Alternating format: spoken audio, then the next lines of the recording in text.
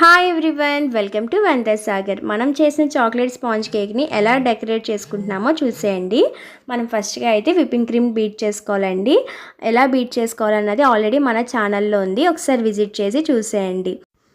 మన cool cake recipe కోసం ఫస్ట్గా షుగర్ సిరప్ రెడీ చేసి పెట్టుకోవాలి. షుగర్ సిరప్ కోసం 1 కప్ వాటర్ తీసుకుంటాము. 1 కప్ వాటర్కి ఒక 4 టేబుల్ స్పూన్ షుగర్ పౌడర్ వేసుకుంటే సరిపోతుందండి. రెండు బాగా మిక్స్ చేసుకోవాలి, అంతే. నెక్స్ట్ మనం చేసుకున్న చాక్లెట్ స్పాంజ్ కేక్ని తీసుకుంటామండి. దీన్ని 3 లేయర్స్గా కట్ చేసుకోవాలి. బిగినర్స్ అయితే కొంచెం జాగ్రత్తగా కట్ చేసుకోండి. కొద్దిగా అటు ఇటు అయినా పర్వాలేదు, మీకు చేసే కొద్దీ అలవాటు అవుతుందండి. కట్ చేసే కొద్దీ మీరు 3 లేయర్స్ కట్ చేయలేమంటే ఒక 2 లేయర్స్ కట్ చేసుకోండి. ఇక్కడ చూస్తున్నారు కదా మన కేక్ ఎంత పర్ఫెక్ట్గా ఉందో. బెండ్ చేసినా సరే బ్రేక్ అవ్వట్లేదు, అంత పర్ఫెక్ట్గా వస్తుందండి. ఎవరైనా కేక్ రెసిపీ కనుక మిస్ అవుతే ఒకసారి ఛానల్ విజిట్ చేసి ఈ చాక్లెట్ కేక్ రెసిపీని కూడా చూసేయండి. అండ్ ఇక్కడ నాకు లాస్ట్ లేయర్ అనేది కొంచెం తాటుగా వచ్చింది, చూసారు కదా, అయినా పర్వాలేదు. నెక్స్ట్ టర్నింగ్ టేబుల్ మీద ఇలా కర్చీఫ్ని తడిపి వేసుకోండి. అలాగే దానిపైన ఒక ప్లేట్ తీసుకోండి మీ దగ్గర అవైలబుల్గా ఉన్నది. అండ్ నెక్స్ట్ కొద్దిగా క్రీమ్ అప్లై చేసి మనం కట్ చేసుకున్న లేయర్స్ని వేసుకుంటాము. ఇక్కడ మనం లేయర్స్ కట్ చేసినప్పుడు పై లేయర్ కొద్దిగా హార్డ్గా వస్తే కనుక తీసేయాలండి. మన కేక్ అనేది సాఫ్ట్గా కుక్ అవ్వడం వల్ల నేను పై లేయర్ కట్ చేయలేదు. మీకు కనుక హార్డ్గా వస్తే కంపల్సరీ పై లేయర్ అనేది తీసేయండి. నెక్స్ట్ మనం రెడీ చేసుకున్న షుగర్ సిరప్ని కేక్ పైన వేసుకోవాలండి.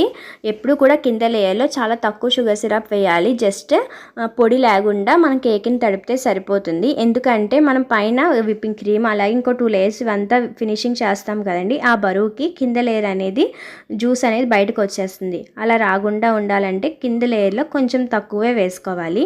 అండ్ నెక్స్ట్ మనము విప్పింగ్ చేసుకున్న క్రీమ్ని కూడా వేసుకుంటున్నాము.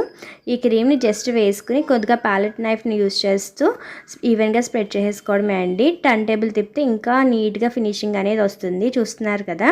నెక్స్ట్ క్రీమ్ పైన చాకో చిప్స్ వేసుకుంటున్నానండి. మీ దగ్గర లేకపోతే స్కిప్ చేసేయండి. మీ దగ్గర డార్క్ కాంపౌండ్ కనుక ఉంటే అది గ్రేట్ చేసుకుని కూడా వేసుకోవచ్చు, మీ అవైలబిలిటీ బట్టి. ఇది బేసిక్ చాక్లెట్ కూల్ కేక్ కాబట్టి చాలా సింపుల్గా చూపిస్తున్నానండి. నెక్స్ట్ సెకండ్ లేయర్ కూడా పెట్టుకుని షుగర్ సిరప్తో సోక్ చేసుకోవాలి. ఇక్కడ షుగర్ సిరప్ అనేది కేక్ స్లైస్ మొత్తం కూడా బాగా పీల్చేలా వేసుకోవాలండి.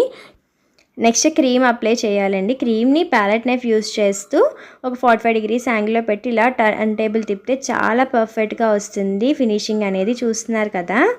మీ దగ్గర ప్యాలెట్ నైఫ్ లేకపోయినా పర్వాలేదు, నైఫ్ ఉంటే నైఫ్ని 45 డిగ్రీస్ యాంగిల్ పెట్టి సేమ్ ప్రాసెస్లో చేయొచ్చు. అండ్ ఎక్సెస్ ఉన్న ఈ క్రీమ్ని సైడ్స్కి కోట్ చేసేసుకోవాలండి. ఇలా చేయడం వల్ల సైడ్ మనకి కేక్ కొంచెం పొడి పొడిగా రాలకుండా సెట్ అయిపోతుంది అనమాట. నెక్స్ట్ చాకో చిప్స్ని కూడా వేసుకుని 3rd లేయర్ని పెట్టుకోవాలి. ఎప్పుడు కూడా మనం లాస్ట్ పెట్టే ఫినిషింగ్ లేయర్ అనేది పర్ఫెక్ట్గా ఉండేది పెట్టుకోండి. కింద 2 లేయర్స్ ఎలా ఉన్నా పర్వాలేదు, పై లేయర్ నీట్గా కట్ చేసుకున్నది పెట్టుకోవడం వల్ల పైన షేప్ అనేది కేక్ షేప్ కరెక్ట్ రౌండ్ అనేది ఉంటుంది. షుగర్ సిరప్తో ఈ కేక్ స్లైస్ని సోక్ చేసుకోవాలి. నెక్స్ట్ ఫినిషింగ్ కోసం నేనైతే స్కై బ్లూ కలర్ ఇద్దాం అనుకుంటున్నాను. దానికోసం విప్పింగ్ క్రీమ్లో కొంచెం కలర్ అనేది యాడ్ చేస్తున్నానండి. నావీ బ్లూ కలర్ జస్ట్ ఒక డ్రాప్ వేసానండి. నాకు లైట్ స్కై బ్లూ షేడ్ వచ్చింది, చూస్తున్నారు కదా. ఈ క్రీమ్ని మనం కేక్ పైన అప్లై చేసుకోవాలి. ప్యాలెట్ నైఫ్తో ఈవెన్గా స్ప్రెడ్ చేసుకోవాలండి. ఇక్కడ చూస్తున్నారా క్రీమ్ ఈవెన్గా నాకు అంత ఈజీగా స్ప్రెడ్ అవ్వట్లేదు లాస్ట్ 2 లేయర్స్కి అయినట్టుగా. ఎందుకు అంటే నా విప్పింగ్ క్రీమ్ అనేది సెట్ అయిపోయిందండి. ఈ 2 లేయర్స్కి అప్లై చేసేలోపు నేను ఏసీ రూమ్లో చేయడం వల్ల ఓవర్ కూలింగ్కి ఇక్కడ క్రీమ్ అనేది సెట్ అయిపోయింది. అదేంటి సెట్ అవ్వడం ఏంటి అనుకుంటున్నారా, మనం కేక్ చేసి ఫ్రిడ్జ్లో పెడితే ఎలా అయితే ఆ టెంపరేచర్కి అది సెట్ అయిపోతుందో మనం చేసిన డిజైన్ మెల్ట్ అవ్వకుండా, అలాగా ఇక్కడ నా క్రీమ్ అనేది సెట్ అయిపోయింది. ఇలా సెట్ అయిన క్రీమ్ని మనం ప్యాలెట్ నైఫ్తో స్ప్రెడ్ చేస్తే అంత ఈజీగా స్ప్రెడ్ అవుదండి. అండ్ ఓవరాల్ టెక్స్చర్ కూడా చాలా రఫ్నెస్ అనేది వచ్చేస్తుంది, స్మూత్గా కనిపించదు. మనం బీట్ చేసుకున్న విప్పింగ్ క్రీమ్కి ఓవర్ కూలింగ్ తగలకుండా ప్లేట్ కవర్ చేసుకుంటే ఇలా స్టిఫ్ అవ్వకుండా ఉండే అవకాశం ఉంటుంది. చూస్తున్నారు కదా, మనకు ఓవర్ కూలింగ్ అయినా ప్రాబ్లమే, మరీ ఓవర్గా హీట్ ఉన్నా కూడా ప్రాబ్లమే.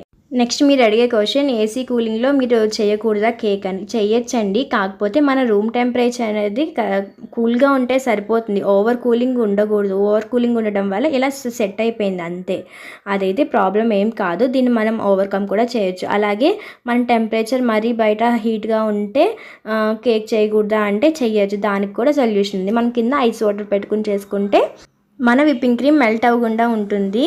అండ్ చూస్తున్నారు కదా, ఇలా మనం చేసేటప్పుడు ఏదైనా ప్రాబ్లమ్స్ క్రియేట్ అవుతేనే వాటి సొల్యూషన్స్ కూడా మనం తెలుసుకోగలుగుతామండి.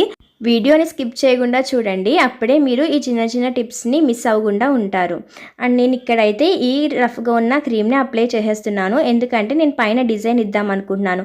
మీరు కనుక డిజైన్ ఇవ్వకుండా ఇలా ప్లెయిన్గా ఉంచాలి అనుకుంటే మాత్రం ఇక్కడే క్రీమ్ని సెట్ చేసుకోండి. క్రీమ్ని సెట్ చేసుకోవడం కోసం ఈ హార్డ్గా ఉన్న విప్పింగ్ క్రీమ్లో 1 టేబుల్ స్పూన్ విప్పింగ్ క్రీమ్ని యాడ్ చేసి మిక్స్ చేసుకోవాలండి, బీట్ చేయకూడదు. అండ్ మనం తీసుకునే విప్పింగ్ క్రీమ్ కూడా లిక్విడ్ కన్సిస్టెన్సీలో ఉన్నది తీసుకొని మిక్స్ చేస్తే సరిపోతుంది. మనకి విప్పింగ్ క్రీమ్ అనేది సెట్ అయిపోతుందండి. నేను స్క్రాపర్ని యూస్ చేస్తూ స్మూత్ ఫినిషింగ్ ఇవ్వడానికి చేస్తున్నానండి. స్క్రాపర్ యూస్ చేయడం వల్ల ఫినిషింగ్ అనేది చాలా స్మూత్గా వస్తుంది. మీ దగ్గర లేకపోతే నైఫ్తో స్మూత్గా చేసుకోండి. అండ్ అలాగే ఇలా చేసేటప్పుడు ఎక్కడైనా సరే ఇలా ప్యాచెస్ ఉంటే కనుక కొద్దిగా క్రీమ్ని అప్లై చేసి ప్యాచెస్ అన్నీ క్లోజ్ చేసుకున్నాక మళ్ళీ ఈ స్క్రాపర్తో ఎక్సెస్ ఉన్న క్రీమ్ని స్క్రాప్ చేసేయండి. నెక్స్ట్ జిగ్జాగ్ డిజైన్ ఉన్న స్క్రాపర్ని యూజ్ చేస్తూ ఇలా డిజైన్ చేస్తున్నానండి. మీ దగ్గర లేకపోతే ఏదైనా బ్రష్ కానీ లేకపోతే స్పూన్ యూజ్ చేస్తూ కూడా చేసుకోవచ్చు డిజైన్. స్క్రాపర్ యూజ్ చేస్తూ కింద ప్లేట్ మీద ఉన్న ఎక్సెస్ క్రీమ్ అంతటిని క్లీన్ చేసేసుకోండి. మరీ డ్రై అయిపోతే కనుక క్లీన్ చేయడం కష్టమవుతుంది. డెకరేషన్ కోసం విప్పింగ్ క్రీమ్లో నావీ బ్లూ కలర్ యాడ్ చేశానండి. నాకు డార్క్ కలర్ కావాలి, అందుకని 2 డ్రాప్స్ వేసుకుంటున్నాను. ఇలా వేసుకుని మిక్స్ చేస్తే చూస్తున్నారు కదా, డార్క్ షేడ్ అనేది వచ్చింది. ఫ్లవర్స్ వేయడం కోసం పైపింగ్ బ్యాగ్లో ఈ క్రీమ్ ఫిల్ చేసుకుంటున్నానండి. నేను 1M నోజిల్ మినీ టిప్ని తీసుకుంటున్నాను, చాలా మినీ నోజిల్ అనమాట. దాంతో నేను ఈ కింద బోర్డర్ మొత్తం ఈ కలర్ యూస్ చేస్తూ చిన్న చిన్న ఫ్లవర్స్ వేసానండి. అండ్ అలాగే నెక్స్ట్ నేను 2 పైపింగ్ బ్యాగ్స్లో ఇలా డార్క్ షేడ్ లైట్ షేడ్ తీసుకున్నాను. డార్క్ షేడ్లో కొద్దిగా వైట్ కూడా మిక్స్ చేసుకున్నానండి. ఇక్కడ వచ్చేసి నేను 1M నోజిల్లే కొంచెం పెద్ద నోజిల్ టిప్ తీసుకుంటున్నాను. ఈ ఓవరాల్ ఫినిషింగ్ కోసం నా క్రీమ్ని నేను సెట్ చేసేసుకున్నానండి. విప్పింగ్ క్రీమ్ 1 టేబుల్ స్పూన్ వేసుకుని. అండ్ ఇక్కడ పైన చూస్తున్నారా, నేను స్కై ఫినిషింగ్ ఇచ్చాను. ఆ క్లిప్ మిస్ అయిపోయిందండి, చాలా బాగా వచ్చింది ఫినిషింగ్ అయితే. క్లిప్ మిస్ అయినా పర్వాలేదు, మీకైతే చెప్తాను చూడండి. ఈ 2 కలర్స్ని కూడా అక్కడక్కడ డాట్స్ పెట్టుకుని జస్ట్ ప్యాలెట్ నైఫ్తో కనుక జస్ట్ మనము స్ప్రెడ్ చేసుకుంటే సరిపోతుందండి. ఇలా స్కై ఫినిషింగ్ లుక్ అనేది వస్తుంది. ఇక్కడ మన రోజెట్స్ కూడా చాలా పర్ఫెక్ట్గా వస్తున్నాయి, చూస్తున్నారు కదా. మన క్రీమ్ కనుక స్టిఫ్ మరీ ఓవర్గా ఇందాకలా హార్డ్గా ఉంటే కనుక అస్సలు పైన కరెక్ట్గా కట్ అవ్వదండి, చాలా హార్డ్గా అనిపిస్తుంది. ఫ్లవర్ కూడా నీట్గా రాదు. చూస్తున్నారుగా, మన విప్పింగ్ క్రీమ్ కరెక్ట్గా ఉండడం వల్ల మన ఫ్లవర్స్ కూడా చాలా పర్ఫెక్ట్గా వస్తున్నాయి.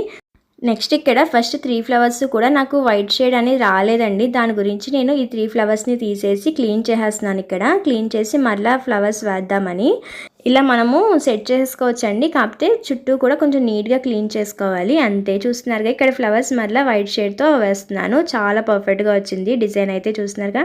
Next light colour sky blue షేడ్కి ఇలాగ చిన్న ఫ్లవర్ టిప్ పెట్టుకుని వేస్తున్నానండి ఫ్లవర్స్ అనేవి, చూస్తున్నారు కదా. ఇలా నీట్గా ఇటు అటు కూడా మనం డెకరేట్ చేసుకోవచ్చు, మన ఇష్టం అండి. మనకు నచ్చిన ఫ్లవర్స్ వేసుకోవచ్చు, కాకపోతే కొంచెం లుక్ అనేది నీట్గా ఉండేలా చూసుకోవాలి, అంతే. ఇక్కడ మళ్ళీ నేను ఏం మిస్టేక్ చేశానంటే ఓవరాల్గా ఇలా పెట్టేసిన తర్వాత మళ్ళీ సెంటర్లో కూడా కొద్దిగా ఫ్లవర్స్ అనేది ఇచ్చాను. ఆ ఫ్లవర్స్ ఇచ్చేసరికి నాకు అనిపించింది అస్సలు బాగాలేదు, కొద్దిగా మాస్గా ఉంది కేక్, క్లాస్గా లేదు అనిపించింది.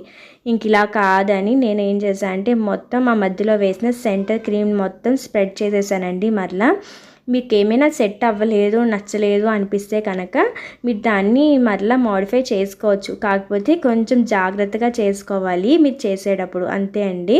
ఇక్కడైతే నేను మొత్తం మధ్యలో ఉన్న క్రీమ్ మొత్తం ఈవెన్గా స్ప్రెడ్ చేసేసుకుని స్ప్రింకిల్స్తో ఈ ఏరియా అంతా కవర్ చేసేసానండి. మీ దగ్గర ఉన్న చాక్లెట్ చిప్స్ కానీ ఇలా ఏదైనా వేసుకోవచ్చు, లేకపోతే ఈ రోజెస్ని మొత్తం కేక్ అంతా ఫిల్ చేసుకోవచ్చు. ఇలా మనం చేసిన మిస్టేక్స్ని కొద్దిగా కవర్ చేసుకోవచ్చు అండి, జాగ్రత్తగా మనం కనుక క్లీన్ చేసుకుంటే. ఈ కేక్ని కట్ చేసి చూపించడం లేదండి, మా ఫ్రెండ్ వాళ్ళ బాబు బర్త్డేకి సర్ప్రైజ్గా చేసి ఇచ్చాను. కట్ చేసి 3 లేయర్స్ చాలా పర్ఫెక్ట్గా వస్తాయండి. అండ్ నెక్స్ట్ మీరే చెప్పాలి మన కేక్ డెకరేషన్ ఎలా ఉంది అనేది. నేనైతే ప్రొఫెషనల్ అయితే కాదండి, నేను చేస్తూ ఉండగా నాకు వచ్చే మిస్టేక్స్ని నేను మోడిఫై చేసుకుంటూ అలాంటి మిస్టేక్స్ మీకు రాకుండా ఉండడం కోసం డీటెయిల్గా చెప్తున్నాను. మీకు కనుక నచ్చితే లైక్ చేయండి, షేర్ చేయండి. అండ్ అలాగే మీరు చేసేటప్పుడు ఏమైనా డౌట్స్ ఉంటే కనుక కామెంట్ చేయండి. థ్యాంక్ యూ ఫర్ వాచింగ్ వంత సాగర్.